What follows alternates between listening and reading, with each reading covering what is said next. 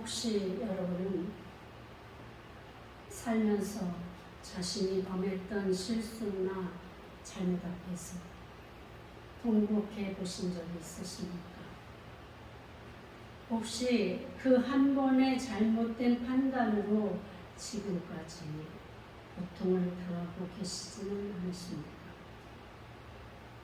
여전히 믿음 생활을 한다고 생각해 왔는데 그 믿음이 하나님을 향한 믿음이 아니라 자신을 향한 믿음은 아니었습니까? 오늘 본문에 등장하는 인물들이 바로 그런 사람들입니다.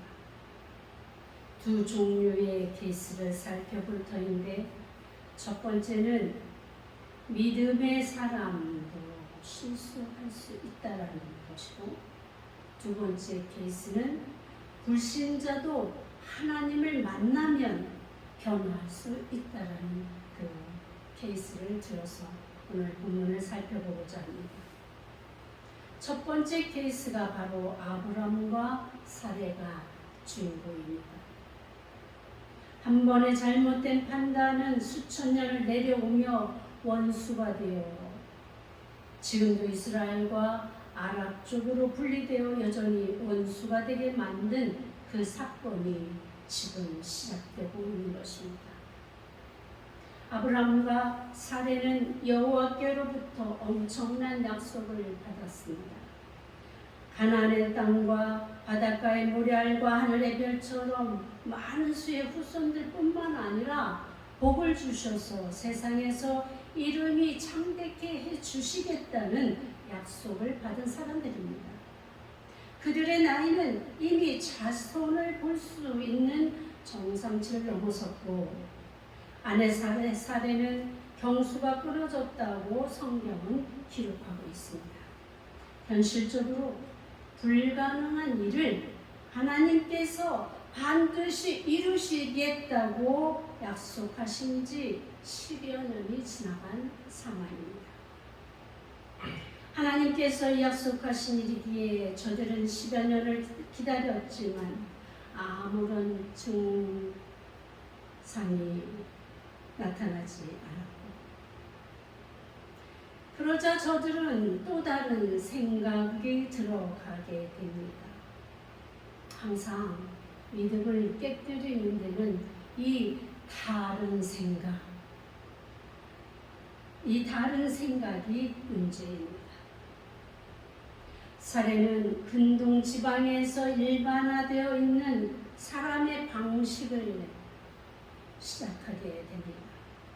믿음 가운데 있는 시간에는 이 다른 생각은 떠오르지 않았지만 믿음의 시간이 지날수록, 믿음이 연약해질수록, 믿음에서 떠날수록 이 다른 생각이 사람을 지배하게 되는 것입니다. 사레에게 떠오른 이 다른 생각은 세상 사람들이 흔히 하고 있는 방법이 눈에, 마음에, 생각 속으로 들어온 것입니다. 바로 자신의 여종인 하갈을 통해서 하나님의 약속하신 자손을 얻으려고 시도하는 것이었습니다. 남들도 다 하는 방법이지. 여주인이 출산을 하지 못하면 종이나 첩을 들여서 후손을 보는 일은 너무나 당연한 세상의 방법이었습니다. 이 다른 생각이 들어오자 사레는 서슴지 않고 아브람에게 말합니다. 그러자 이 믿음이 좋기로 인정받은 아브람도 서슴없이 동의하며 이 일을 실행합니다. 이들에게서는 이미 하나님에 대한 믿음이 저들에게서 떠나간 상태인 것입니다. 10년 동안 그렇게 기다리고 참아왔던 저들에게는 이제 하나님을 향한 믿음이 없어진 것입니다. 하나님께서 약속하신 것은 반드시 이루실 것이라는 것, 또한 하나님의 방법으로 하나님께서 직접 행하실 것이라는 그 믿음이 이들에게서는 점점점 힘을 잃게 되는 것입니다. 그런데 신기하게도 하나님은 하나님께서 하시겠다고 선포한 그 일을 바로 직전에서 하시는 경우도 있지만 세월이 지난 후에 일을 행하실 때도 종종 있습니다. 저를 부르실 때에도 제가 30 중반쯤에 하나님께로부터 사용하시겠다는 비천한 자를 들어서 부유한 자를 부끄럽게 하겠다, 이런저런 말씀하셨습니다. 그래서 저는 그게 어떻게 이루어지는 것인지, 무슨 방향으로 이걸 나가야 되는지 알지 못하고 그저 그 수십 년을 하나님의 뜻대로 이루어 주십시오라는 기도만 하고 있었습니다. 그런데 20여 년이 지난 다음에 하나님께서 점점 저를 구체적으로 부르시기 시작했습니다. 저를 그동안 만드신 거지요. 하나님의 일을 감당할 만한 사람으로, 인격으로 이렇게 하나님께서 점점 만들어가는 시간이 필요했던 것이죠. 오늘 이 아브라함에게도 마찬가지입니다. 아브라함에게도 하나님께서 이렇게 약속을 하셨지만 아브라함과 사레가 정말 하나님을 믿고 따라올 수 있는 그러한 인격이나 믿음이 성숙하기를 기다리신 것인데 사람은 그러지 못하죠. 세월이 지나면서 점점 아니, 하나님께서 하신 말 내가 잘못 들은 것인가? 아니, 하나님께서 나를 잊으셨는가? 이런 엉뚱한 다른 생각들이 들어오기 시작한 것입니다. 그때부터 사람은 잘못되게 되었습니다. 10년이 지나고 20년이 지나도 하나님께서 행하실 것을 믿고 바라고 기다리는 자는 하나님께서 그 일을 행하실 때 사람으로 인해서 실수하거나 잘못된 방향으로 나가지 않도록 이끌어 주십니다. 그런데 이 믿음이 연약해지는 이 아브라함과 사레는 크나큰 실수를 저지르게 된 것이죠. 이 일로 인해서 아브라함의 가족은 말할 수 없는 분란이 끊을 수 없이 일어나는 불씨를 제공하게 되는 것입니다. 자, 지금까지 경위를 살펴보면서 우리는 무엇을 발견하게 됩니까? 아니, 그렇게 믿음의 조상으로 만국의 아버지로 부르심을 받은 아브라함과 사레의 문제를 해결하는 방식을 보십시오. 분명히 하나님은 아브라함의 후손으로 말미암아 그 약속을 이뤄 가시겠다고 횃불을 쪼개는 그 고기 사이로 횃불을 지나가게 하시면서 명확하게 언약을 맺으셨음에도 불구하고 이 부분은 10년이 지나자 서슴없이 하나님께 여쭤보지도 않고 자기들의 소견에 옳은 대로 세상 방법을 취하고 맙니다. 그 한 일로 이제 아브라함의 가정은 갈라지고 찢겨지는 불행이 시작되는 것입니다. 사람의 생각은 완전하지 못하여 언제나 계획하는 대로 되지 않습니다. 사레의 생각에는 누구보다도 애굽에서부터 자신을 섬겼던 하갈이야말로 믿을만하여서 자신의 뜻대로 살아줄 줄 알았습니다. 그래서 자신의 남편을 선뜻 내어준 것입니다. 사레의 잘못된 판단의 첫 번째는 하나님을 온전하게 믿지 못하고 하나님의 뜻을 한갓 인간의 방법으로 이루려고 했다는 데 있습니다. 이것이야말로 불순종이며 교만입니다. 어찌 하나님의 일을 사람이 대신할 수 있겠습니까? 어찌 하나님의 일을 사람이 하려고 시도조차 한단 말입니까? 두 번째로 잘못한 것은 아무리 자식을 원해도 남편을 내어주는 일은 절대로 해서는 안 되는 일입니다. 한두 번도 아니고 매일같이 남편과 하갈이 같이 지내는 모습을 어찌 한 집에서 보고 좋은 마음으로 살 수 있겠습니까? 이 사라의 마음에도 쌓이고 쌓인 그의 원한이 들어가게 되 있는 것입니다. 원한이 들어있는 자에게 어찌 선함이 나올 수 있겠습니까? 흔히 남편과 부부가 같은 생활을 하는 것에 대해서 히브리어 야다를 사용합니다. 부부의 관계 속에서 서로 알게 되어지는 그것을 야다라고 표현하죠. 그만큼 친밀한 관계를 이야기합니다. 그런데 여기에다가 눕다, 자다를 뜻하는 샤카브도 사용하지도 않습니다. 단순히 눕고 자고 이것으로 그치지 않는다라는 거예요. 오늘 이 본문에서 사용한 단어는 뽀라는 단어를 사용했습니다. 이 뽀는 생활을 같이 했다라는 말을 할 때 사용되는 단어입니다. 그러니까 아브람이 사레와 함께 생활을 하면서 어쩌다 한번 하갈에게 들어간 것이 아니라 사레는 그저 그 모습을 바라볼 뿐이고 단 생활을 하는 것은 아브람과 하갈이었다는 것입니다. 그러니까 하갈이 보니까 아브람이 매일 자기와 함께 생활하는 것을 보니 이미 아브람의 마음이 사라에게서 떠났다고 판단할 정도로 아브람과 하갈의 사이가 긴밀했음을 알 수 있습니다.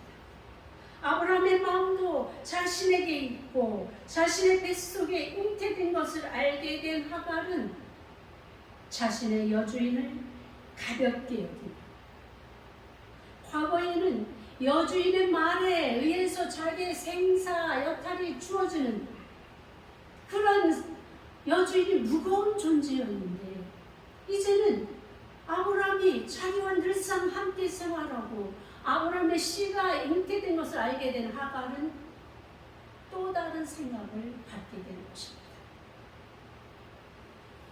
자신의 여주인을 가볍게 여기며 능멸하고 모욕하고 멸시하는 이 하갈의 모습이 드러나 있습니다. 오히려 자신의 주인의 자리를 넘보는 어리석은 판단을 하게 되는 것입니다. 하갈은 주인의 종이 아니라 주인이 되고 싶은 욕망에 사로잡히게 된 것입니다. 그러나 여호와의 사자는 하갈을 부를 때 정확하게 그녀의 정체성을 드러내셨습니다. 앞에서 우리가 아브라함과 사레의 잘못된 판단, 행동에 대해서 살펴보았다면 이제 두 번째로 하갈의 모습을 보고 있는 것입니다. 그런데 여호와의 사자가 하갈에게 나타났습니다. 언제? 하갈이 이 엉뚱한 생각, 다른 생각, 탐욕을 마음에 품고 자신의 주인을 능멸할 때 그는 그 자리에서 쫓겨날 수밖에 없습니다. 물론 하갈이 도망쳐 나왔다고 성경은 기록했습니다. 그런데 하갈이 도망쳐 나올 수밖에 없었던 원인이 어디 있습니까? 사레가 아브람에게 쫓아가서 이야기합니다. 하갈이 나를 능멸했다고. 그러면 이 책임은 당신에게 있다고. 이렇게 당신이 해결하라고 이렇게 이야기합니다. 사레가 처음 시작한 일은 자기가 책임져야 되는데도 불구하고 자기에 대한 책임은 다 어디로 가고 남편인 아브라함에게 책임을 전가하고 있습니다. 그런데 더 기가 막힌 것은 아브라함의 모습입니다. 이미 하갈과 생활을 할 정도로 이제 하갈의 남편은 아브라함이었습니다. 그렇다면 아브라함도 일말에 하갈에 대한 책임을 지어야 하는 것입니다. 그런데 아브라함이 사레에게 뭐라고 이야기합니까? 당신의 종이니 당신의 뜻대로 하라고 그저 떠넘겨버립니다. 남자들은 그런 것입니까? 아니 자기 책임은 어디 가고 단지 당신이 주었기 때문에 나는 그것을 따랐을 뿐이라는 이 아브라함의 태도는 너무나 무책임합니다. 더군다나 하나님께서 그를 택하셔서 그를 많은 민의 아버지로 삼으려고 했던 하나님께서 택하신 아브라함입니다. 그렇다면 자기가 최종적인 책임을 짓고 이 일을 해결하려고 하는 노력을 해야 되지 않았겠습니까? 그런데 아브라함은 모든 책임을 떼넘기고 이제 자신은 쏙 빠집니다. 우리가 믿음의 생활을 하면서 이 세상 살면서 우리가 잘못한 일에 대하여서는 자신이 농분의 대가를 치러야 합니다. 이것이 책임 있는 사람입니다. 어떤 대가를 치러야 합니까? 하나님 앞에 회개하고 하나님께 돌아가서 그리고 하나님께서 내리시는 그 대가를 우리가 오히려 감사한 마음으로 치러야 하는 것이 믿음의 사람의 태도입니다. 그런데 사레와 아브라함은 자신의 모든 것들은 책임을 지지 않고 서로에게 전가하는 모습, 마치 아담과 하와가 서로 책임을 전가했던 모습이 오늘 이 장면에서도 나타나고 있는 것입니다.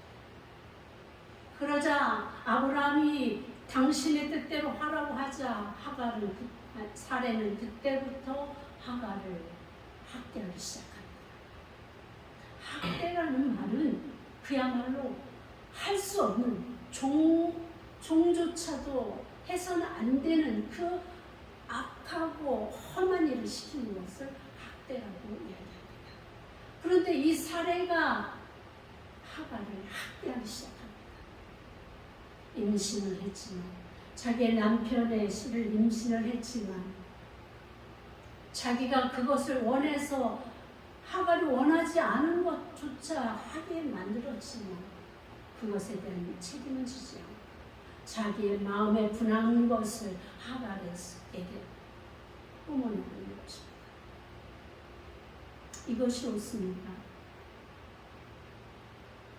믿는 사람이 살다가 잘못할 수 있습니다. 실수할 수 있습니다.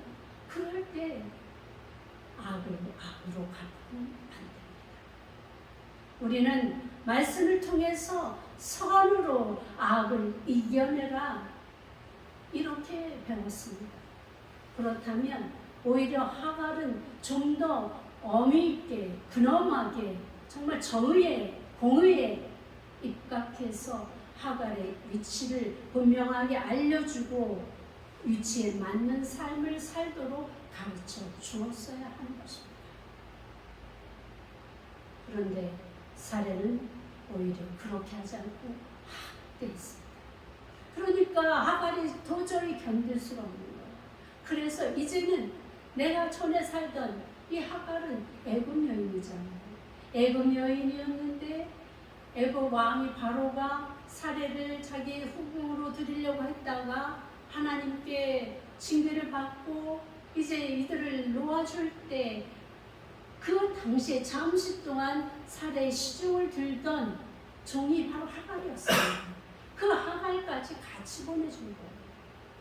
그러니까 이 하갈이 생각할 때 이전에 내가 왕궁에서 시종으로 있을 때 종으로 있을 때보다 지금의 삶이 너무나 어려운 거죠. 그러니까 내가 돌아가자, 애굽으로 돌아가자 이런 마음을 먹고 이제 도망쳐 나와서 애굽으로 통하는 그 길에 길가의 우물 앞에 이제 물을 마시고 쉬는 그러면서 자신의 신세를 한탄하고 있는 이 상황에 바로 하나님의 사자 여호와의 사자가 나타난 것입니다.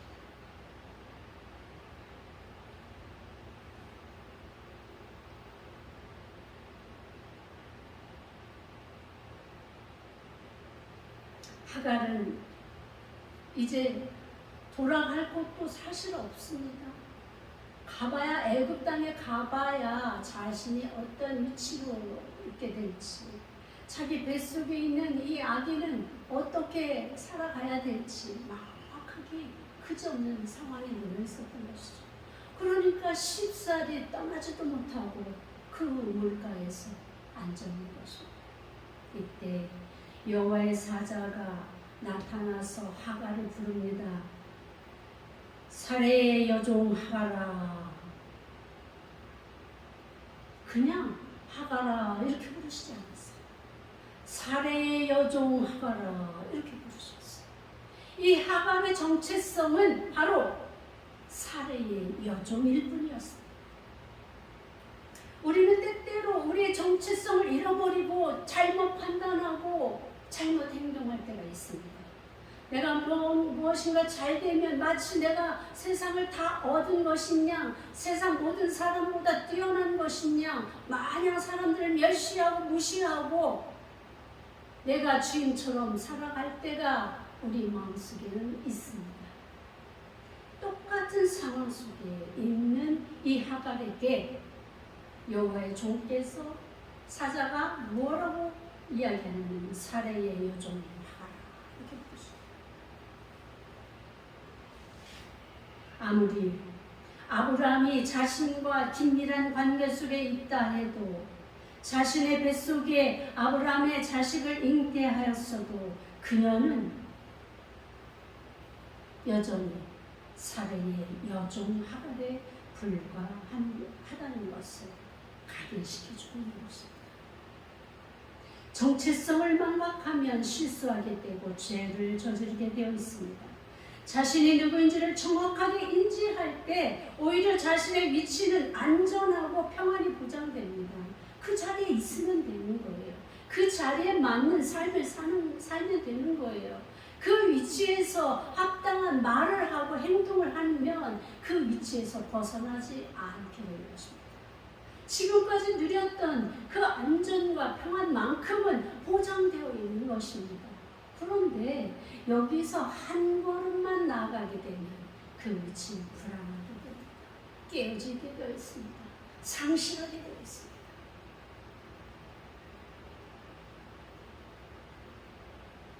선을 넘지 말아야 합니다. 사레가 하갈에게 남편을 허락했다는 것은 그만큼 하갈을 믿었다는 이야기입니다. 감히 하갈이 여주인인 사레를 그저를 넘보며 그 자리에 올라서리라고 상상조차 하지 못했던 것입니다. 그런데 그 믿음을 저버리고 배신할 뿐만 아니라 마치 자신이 주인인 양 행동한다면 사레에게는 참을 수 없는 모욕이 되어버리게 되는 것이고 그 결과는 다시 자신에게 고통으로 돌아온다는 것을 하갈은 깨닫지 못했던 것입니다. 심지어 사레의 최대 약점, 불임의 문제를 가지고 도전하는 이 하갈은 사레에게는 참을 수 없는, 더할 수 없는 모욕과 아픔을 겪고 가는 것입니다. 상대의 약점을 가지고 능욕하는 사람만큼 비열한 사람은 없습니다. 상대의 약점은 덮어주라고 우리 하나님은 말씀하십니다. 서로의 아픔을 위로하고 존중해주는 긍휼의 마음이 절대적으로 필요한 것입니다. 이것이 바로 하나님의 사람들이 살아가야 할 길인 것입니다. 16절 8절을 보니까 이르시되 사레의 여종 하갈아 내가 어디서 왔으며 어디로 가느냐 이렇게 사자가 묻습니다. 이 말씀은 하갈의 과거와 미래에 대해서 묻고 있는 말씀입니다. 어디에서 왔으며 너의 과거는 어떤 정체였느냐 이걸 묻는 거죠. 너의 신분은 종이었어. 종이었던 너의 과거를 기억해. 그것을 잊어버리면 안 돼. 왜? 그 과거를 잊어버렸기 때문에 사레가 가진 하갈이 교만한 마음, 탐욕의 마음을 품게 되는 이유이기 때문입니다. 인간은 현재에 몰두하다 보면 과거를 잊고 미래에 대해서도 구체적인 계획이 없이 그저 살아가기 바쁩니다.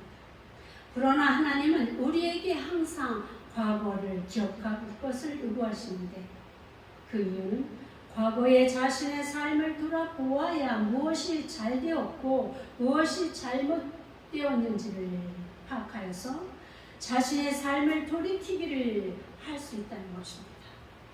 지난 날을 돌이켜 누가 어떻게 무엇을 왜 자신의 지난 과거를 함께 해왔는지를 기억하는 것은 참으로 중요합니다. 그래야 은혜도 알고 도심도 보호하심도 알고 감사하며 살아갈 수 있기 때문입니다. 그래야 내가 잘못된 것이 어디에서부터 시작되었는지 고칠 수 있기 때문입니다. 사례의 여종으로서 살아온 자신의 정체성을 알게 될 때 비록 오늘 아브라함의 자식을 태중에 갖게 된 그 자체가 복이며 축복된 미래를 바라보게 하는 것임을 깨닫게 하는 근본이 되는 것입니다. 어떻게 나 같은 종이 주인의 더군다나 하나님의 종이요 하나님의 친구로 부름을 받던 이 아브라함의 씨를 내가 갖게 되었습니다. 이것을 이 하갈이 깨달았더라면 얼마나 감사했겠습니까? 자신의 그 상황 속에서 이보다 더 큰 복이 어디 있겠습니까? 그렇기 때문에 오히려 그 일을 할 수 있도록 만들어준 사라에게 감사한 마음을 품고 사라를 좀 더 귀하게 여기고 제대로 섬기며 살았을 것 아니겠습니까? 그랬다면 이 분란, 이 고통이 시작되지 않았을 것입니다. 그런데 이것을 잊어버렸기 때문에 하갈은 고통의 길을 들어서고 난 것입니다.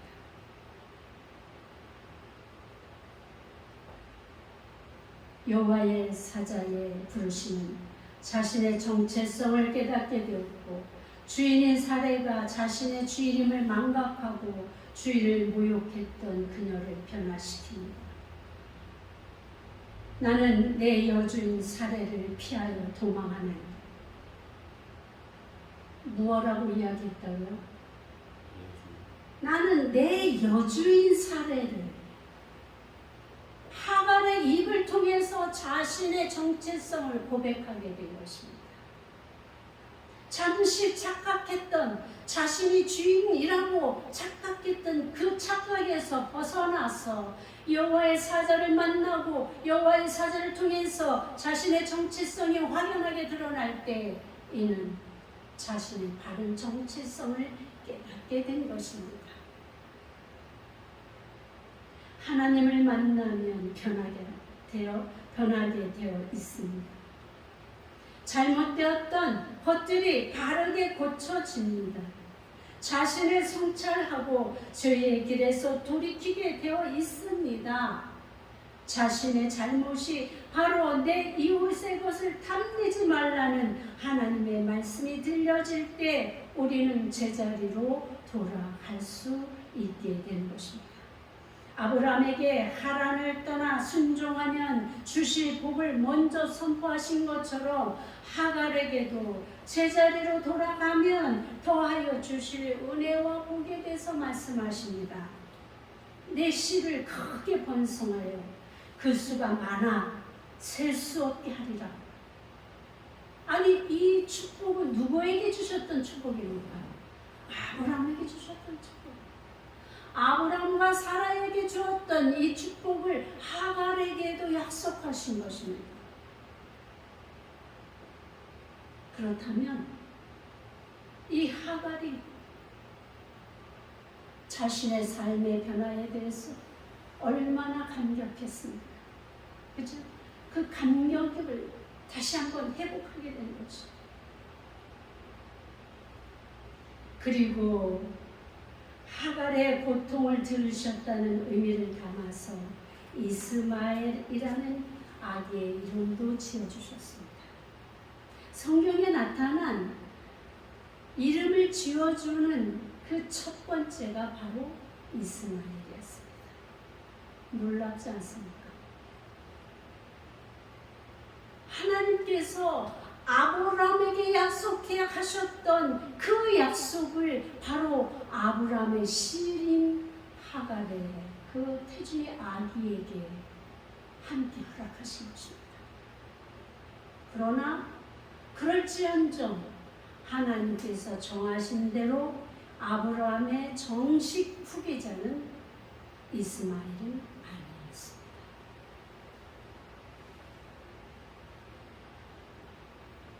하나님께서 하갈의 고통을 들으셨다는 것은 그 고통에서 벗어날 길도 약속하신 것입니다. 비록 하갈이 받은 은혜도 모르고 주인의 자리를 넘보며 탐욕하고 주인을 능멸하는 어리석음을 범하였을지라도 그가 고통 중에서 신음하는 소리마저 들으시고 응답하시는 하나님의 사랑을 우리는 기대해 보게 된 것입니다.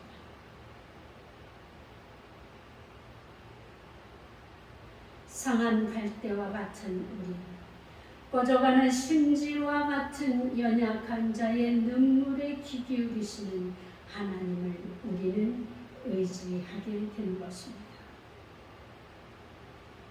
하갈을 아브라함의 후손을 가진 자로 인정하셨기 때문에 하나님은 하갈에게도 이런 은혜를 베푸신 것입니다.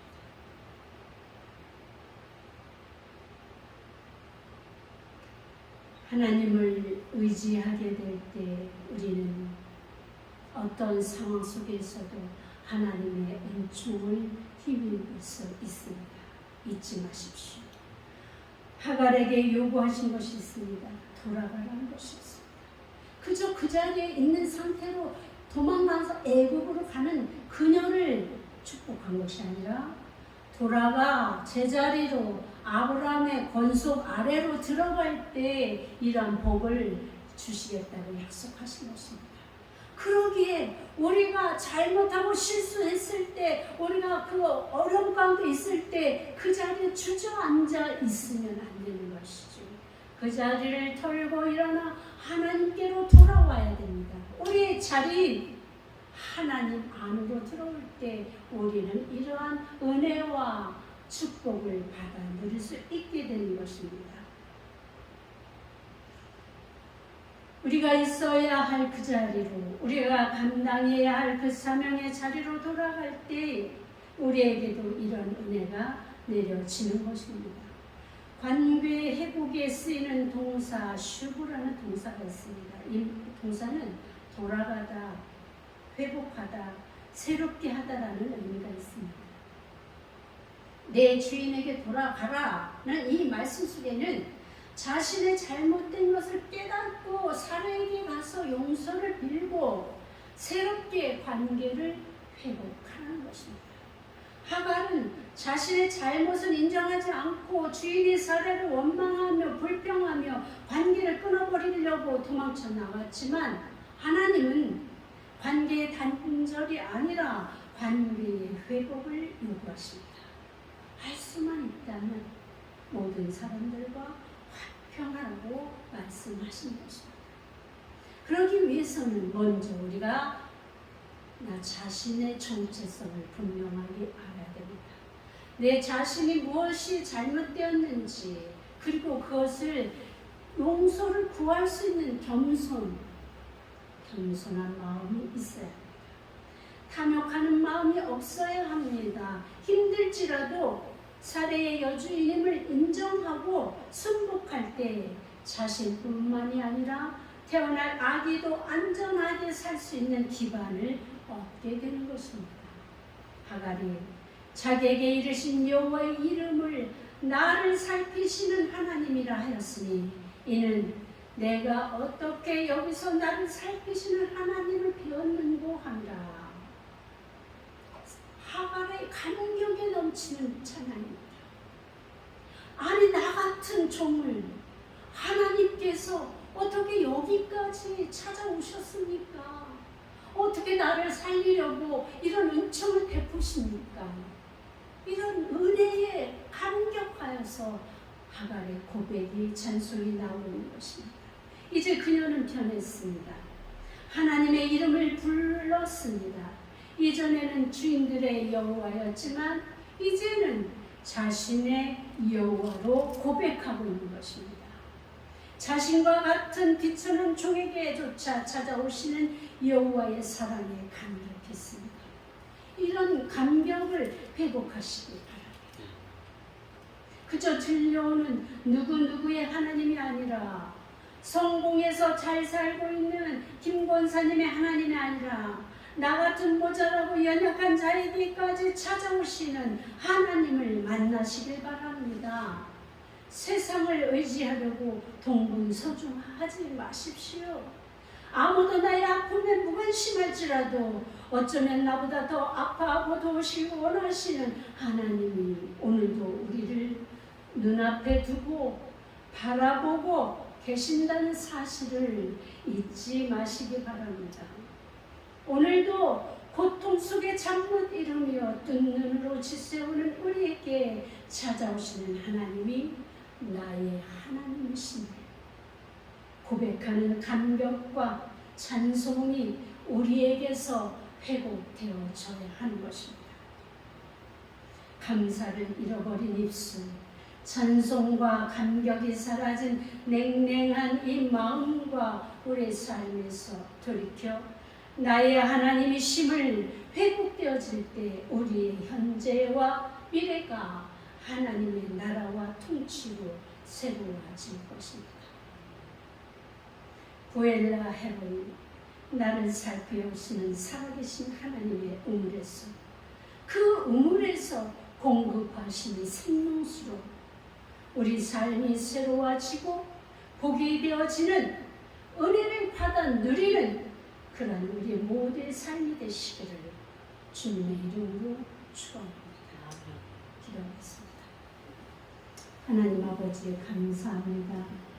우리도 아버지 하갈처럼 주님의 은혜를 회복하고 주님을 찾는 그 감격에 겨워 주님을 향해 찬송하는 입술들로 변화되게 하옵소서. 행여 믿음이 있다 하면서 아브라함과 사례처럼 주님의